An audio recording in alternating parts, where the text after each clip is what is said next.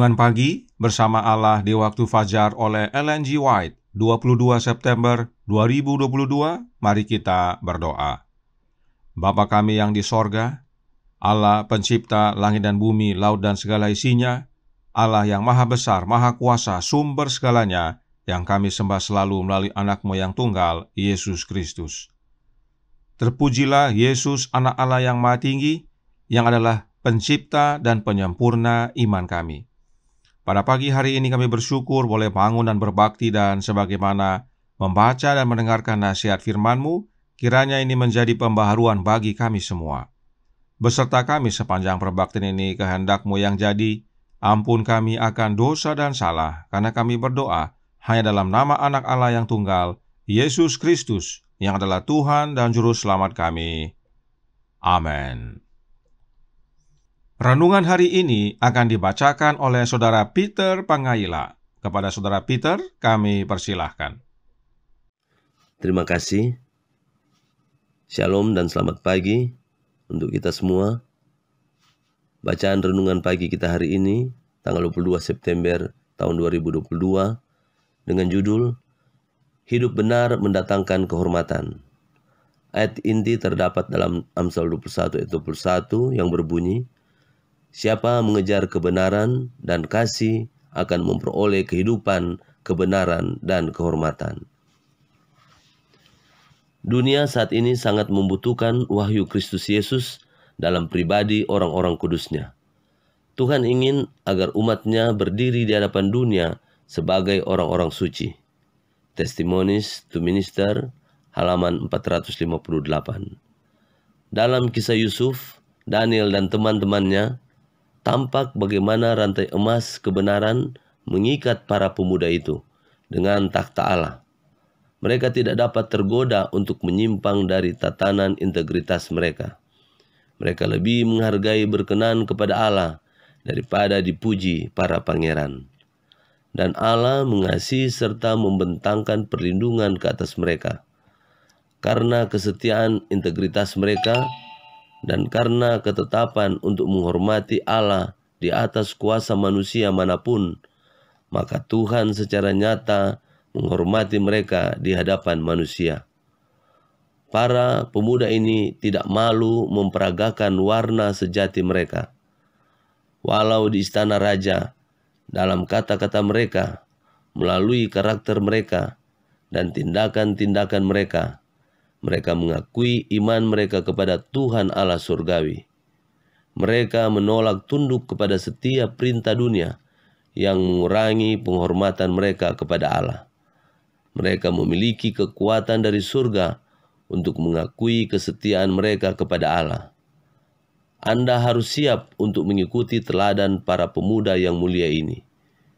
Jangan pernah malu akan warna Anda.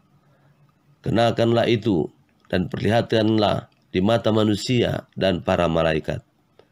Janganlah dikendalikan oleh rasa rendah hati palsu atau kehati-hatian yang palsu yang mendorong melakukan tindakan yang berlawanan dengan nasihat ini. Dengan kata-kata terpilih dan tindakan yang konsisten, dengan santun dan penuh kesalehan, pastikan bahwa Kristus akan bertakhta pada bait suci jiwa Anda dan meletakkan talenta-talenta Anda tanpa pamrih di kakinya untuk digunakan dalam pelayanannya. Amanat kepada orang muda, halaman 32. Demikian bacaan renungan pagi kita hari ini. Terima kasih, Tuhan Yesus memberkati. Terima kasih atas penata layanan Saudara Peter. Tuhan Yesus memberkati. Selamat pagi saudaraku dalam Tuhan. Kehormatan tidak mendatangkan kebenaran, tetapi siapa yang mengejar kebenaran akan memperoleh kehidupan, kebenaran, dan kehormatan. Inilah teladan hidup Daniel.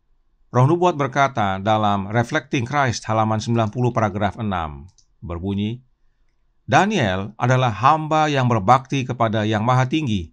Hidupnya yang panjang dipenuhi dengan tindakan pelayanan yang mulia untuk tuannya.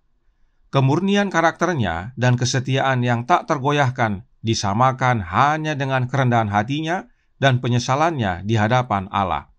Kita ulangi, kehidupan Daniel adalah ilustrasi yang diilhami dari pengudusan sejati. Inilah Daniel. Itu sebabnya Roh Nubuat menyatakan yang berikut ini dalam A Call to Stand Apart, halaman 53, paragraf 6, berkata, pada awal karir mereka, datang kepada mereka tes karakter yang menentukan. Mereka harus makan dari makanan dan minuman anggur yang datang dari meja raja. Dalam hal ini, raja berpikir untuk memberi mereka sebuah ekspresi dari kebaikannya dan perhatiannya untuk kesejahteraan mereka. Tetapi, sebagian telah dipersembahkan kepada berhala. Makanan dari meja raja disucikan untuk penyembahan berhala. Dan jika mengambil bagian darinya, akan dianggap sebagai penghormatan kepada para dewa Babel. Dalam penghormatan seperti itu, kesetiaan kepada Jehovah melarang Daniel dan teman-temannya untuk bergabung. Bahkan kepura-puraan hanya makan makanan dan minum anggur akan menjadi penyangkalan iman mereka. Melakukan hal ini berarti menggabungkan diri dengan kekafiran dan untuk tidak menghormati prinsip-prinsip hukum Allah. Jelas dinyatakan oleh Roh Nubuat mengapa Daniel berkeras tidak mau makan dan makanan raja. Itu bukan hanya masalah makanan, tetapi berhubungan dengan penyembahan dewa Babel. Daniel tidak mau merusak hubungannya dengan Allah yang Maha Tinggi atau Jehovah dalam kutipan ini yang adalah Allah Bapa hanya oleh karena makanan dan minuman. Selanjutnya, di Upward Look halaman 83 paragraf 4 menyatakan, pertimbangan kedua dari para tawanan muda ini adalah bahwa raja selalu meminta berkat sebelum makan dan menyebut berhala-berhalanya sebagai dewa. Dia menyisihkan sebagian dari makanannya dan juga sebagian dari anggurnya untuk disajikan kepada dewa-dewa berhala yang dia sembah. Tindakan ini sesuai dengan instruksi agama mereka, menguduskan keseluruhan untuk dewa kafir. Untuk duduk di meja di mana penyembahan berhala dilakukan, Daniel dan ketiga saudara-saudaranya dianggap akan menjadi penghinaan bagi Allah yang empunya langit. Keempat anak ini memutuskan bahwa mereka tidak dapat duduk di meja raja untuk makan dari makanan yang ditempatkan di sana, atau untuk mengambil anggur yang semuanya telah dipersembahkan kepada dewa berhala. Jangankan makan, duduk saja di meja makan raja, Daniel dan teman-temannya tidak mau. Sebab dengan duduk di meja makan raja, itu termasuk dalam penyembahan berhala. Hal itu akan menjadi penghinaan bagi Allah yang empunya langit. Mereka tidak kejar kehormatan, tapi mereka kejar kebenaran. Kemudian, Christ Triumphant halaman 175 paragraf 6 berkata, berdoalah seperti halnya Daniel, 3 kali sehari, berdua saja dengan Allah. Akui setiap dosa yang telah Anda lakukan, setiap kesalahan yang Anda lakukan. Inilah Daniel dan hidupnya menjadi teladan bagi kita. Terlebih lagi, In Heavenly Places halaman 316 paragraf 2 berkata, melalui mereka Allah dinyatakan kepada dunia. Dari Daniel dan teman-temannya di Babel dan dari Mordekai di Persia, sinar terang bersinar di tengah-tengah kegelapan istana raja. Oleh kesetiaan Daniel dan teman-temannya, mereka memperkenalkan Allah yang benar, yaitu Jehovah yang adalah Allah Bapa kepada dunia. Dan Allah menghormati mereka dalam peristiwa berikut ini. Suratnya nomor 90 tahun 1897 paragraf 21 menyatakan, mendengar hal ini, raja sangat marah dan tindakannya sangat kejam dan murka. Dia memerintahkan Sadrak, Mesak, dan Abednego untuk dilemparkan terikat ke dalam perapian yang menyala-nyala. Tetapi terima kasih kepada Tuhan, dia tidak melupakan miliknya. Ketika orang-orang yang setia dilemparkan ke dalam dapur api, Tuhan menyatakan dirinya secara pribadi. Kristus berdiri di sisi mereka dan keempatnya berjalan di dalam dapur api. Nyala api mengenali kehadiran Dia yang perkasa dalam kekuasaan dan efisiensi. Penguasa panas dan dingin menuntut kepatuhan dari alam dan nyala api kehilangan kekuatannya untuk menghanguskan. Dalam Ibrani kita membaca tentang mereka yang dengan iman mereka memadamkan api yang dahsyat. Ibrani 11 ayat 34. Daniel dan teman-temannya tidak mengejar kehormatan dunia, tapi mengejar kebenaran. Mereka hidup benar di hadapan Allah meski maut tantangannya. Dan oleh karena kesetiaan mereka, Allah menghormati mereka dengan mengutus anaknya menjadi keselamatan mereka. Dan ini semua bukan karena kuat kuasa diri Daniel dan teman-temannya, tetapi The Youth Instructor November 22 tahun 1894 paragraf 4 menyatakan, Daniel diilhami oleh Roh Yesus Kristus, dan dia memohon agar orang-orang bijak Babel tidak dihancurkan. Para pengikut Kristus tidak memiliki sifat-sifat setan yang membuatnya menjadi suatu kesenangan untuk mendukakan dan menindas makhluk-makhluk Allah. Mereka memiliki roh Tuhan mereka yang berkata, Anak manusia datang untuk mencari dan menyelamatkan yang hilang. Aku datang bukan untuk memanggil orang benar, melainkan orang berdosa. Daniel memiliki roh Kristus. Inilah yang memampukan dia untuk hidup dalam kebenaran.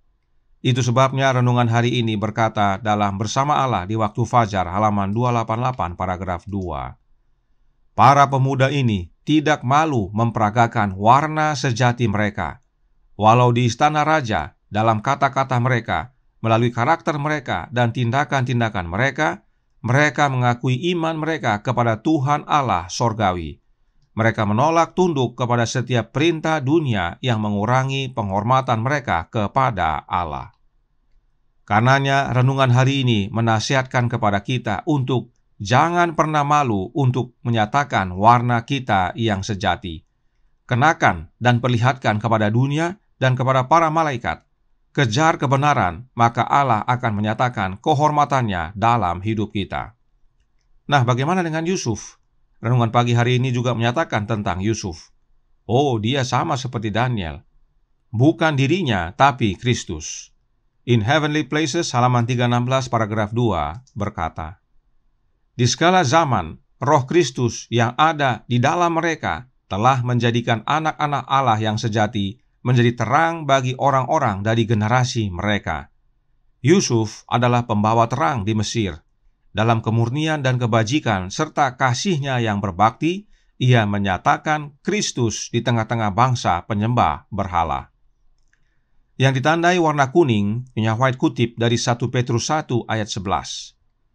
Yusuf mempunyai hubungan yang hidup dengan Allah, yaitu Bapa, sebab Yusuf memiliki roh Kristus dalam dirinya. Saudaraku dalam Tuhan, roh Kristus tinggal dalam hidup kita oleh iman. Dan mereka yang mempunyai roh Kristus dalam hidup mereka mempunyai hubungan yang hidup dengan Bapa. Sebab Yesuslah penghubung antara Allah Bapa dan kita manusia. Kebenaran inilah yang kita kejar. Maka kehidupan, kebenaran, dan kehormatan menjadi bagian kita, seperti Daniel dan teman-temannya, serta kepada Yusuf. Kiranya ini menjadi pembaharuan bagi kita semua, agar kita menyatakan Kristus kepada dunia, warna sejati kita, oleh kehadiran Roh Kristus dalam hati kita. Tuhan memberkati, saya bawa dalam nama Yesus. Amin. Mari kita berdoa. Bapa kami yang di sorga, Allah pencipta langit dan bumi, laut dan segala isinya, Allah yang maha besar, maha kuasa, sumber segalanya, yang kami sembah selalu melalui anak-Mu yang tunggal, Yesus Kristus. Terima kasih atas nasihat indah pada pagi hari ini, khususnya tentang pengalaman hidup Daniel dan teman-temannya serta Yusuf. Rahasia kehidupan mereka adalah kehadiran Kristus dalam hati mereka. Mereka memiliki roh Kristus. Itulah yang memampukan mereka hidup untuk mengejar kebenaran, menyatakan warna sejati mereka apapun akibatnya. Dan mereka pada akhirnya menerima kehormatan dari Allah. Dunia mengakui. Karenanya tolong kami ya Bapa, curahkan roh anak-Mu dalam hati ini, hiduplah dalam kami ya Yesus, ubahkan hidup kami agar kami dapat berdiri teguh, menyatakan warna sejati, yaitu mengabarkan tentang Engkau kepada dunia. Beserta kami sepanjang hari ini kehendak-Mu yang jadi, ampun kami akan dosa dan salah, karena kami berdoa hanya dalam nama anak Allah yang tunggal, Yesus Kristus, yang adalah Tuhan dan Juru Selamat kami. Amin.